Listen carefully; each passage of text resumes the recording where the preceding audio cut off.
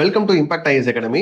தமிழ்நாட்டில் election dates வந்து announce பண்ணிட்டாங்க. ஏப்ரல் 23 எலெக்ஷன் நடக்க போகுது. மே 4 வந்து ஓட்டிங் கவுண்ட் பண்ண போறாங்க. ஒரு எம்எல்ஏ கேண்டிடேட்டா ஒருத்தர் நிற்கணும் அப்படின்னா 10,000 ரூபாய் வந்து அவர் வந்து பே பண்ணணும். 10,000 ரூபாங்கிறது இதுக்கு முன்னாடி எவ்வளவு இருந்ததுன்னு சொல்லி பார்த்தோம்னா 250 ரூபாவா தான் இருந்தது. 250 ரூபாயில இருந்து எப்படி 10,000 ரூபாய்க்கு வந்ததுன்னு சொல்லி பார்த்தா 1996 ஈரோடு டிஸ்ட்ரிக்ட்ல மொடக்குறிச்சிங்கிற ஒரு சட்டமன்ற தொகுதியில 1033 பேர் எலெக்ஷன்ல நிக்கிறாங்க. இவங்க ஏன் எலெக்ஷன்ல நிக்கிறாங்கன்னு சொல்லி பார்த்தா இந்த 1000த்திற்கும் மேற்பட்டோர் வந்து விவசாயிகள் தான். இந்த விவசாயிகள் கவர்மெண்ட் கிட்ட கோரிக்கைகள் வைக்கிறாங்க. அந்த கோரிக்கையை அவங்க எதுவும் பதில் சொல்லல. அதை அவங்க கன்சிடர் கூட பண்ணல. அதனோட வெளிப்பாடா விவசாயிகள் சங்கம் எல்லாம் சேர்ந்து நம்ம எலெக்ஷன்ல நிப்போம்னு சொல்லிட்டு எலெக்ஷன்ல நிக்கிறாங்க. எலெக்ஷன் கமிஷனுக்கு ஒரு பெரிய ப்ராப்ளம் என்னன்னா, இப்பதான் நம்ம ஓட்டிங் மிஷின்ல பண்ணிட்டு இருக்கோம். எலக்ட்ரானிக் ஓட்டிங் மிஷின்ல பண்ணிட்டு இருக்கோம். அப்போ வந்து பேப்பர்ல வந்து சீல் பண்றது தானே.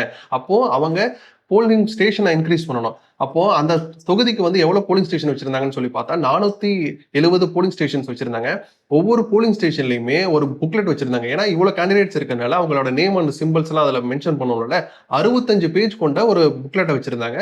வாக்காளர்கள் வந்து பார்த்து ஓட் பண்றதுக்காக. தமிழ்நாட்டுல எல்லா தொகுதிக்கும் எக்ஸப்ட் மொடக்குறிச்சி கான்ஸ்டிடியூன்சியை தவிர மற்ற கான்ஸ்டிடியூன்சிக்கு எல்லாம் ஒரு டேட்ல எலெக்ஷன்ஸ் நடந்தது.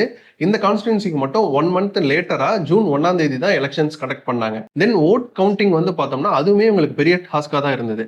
ஸோ மார்னிங் ஆரம்பிச்சு நெக்ஸ்ட் டே மார்னிங் தான் இந்த வந்து ஓட்டிங் கம்ப்ளீட் பண்ணி முடிக்கிறாங்க. இதுல யார் வின் பண்ணாங்கன்னு சொல்லி பார்த்தோம்னா டிஎம்கே கேண்டிடேட் தான் வின் பண்றாங்க.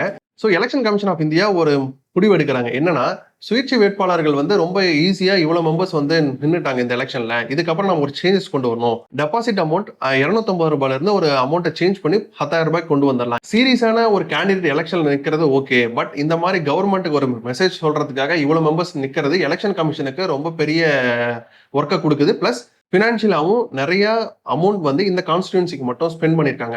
ஒரு சட்டமன்ற தொகுதியில நடந்த ஒரு மாற்றத்தினால ஆல் ஓவர் இந்தியா ஃபுல்லா ஒரு எம்எல்ஏ எலெக்ஷன்ல நிக்கணும் அப்படின்னா டெபாசிட் அமௌண்ட் வந்து 250 ரூபாயில இருந்து 10,000 ரூபாய்க்கு மாறி இருக்கு. இதான் ஆப்ரகாம் லிங்கன் வந்து சொல்லியிருப்பாரு, பேலட் இஸ் மோர் பவர்ஃபுல் தென் புல்லட்னு சொல்லிட்டு. ஸோ வாக்காளர்கள் தான் ரொம்ப பெரிய சக்தின்னு சொல்லியிருக்காரு.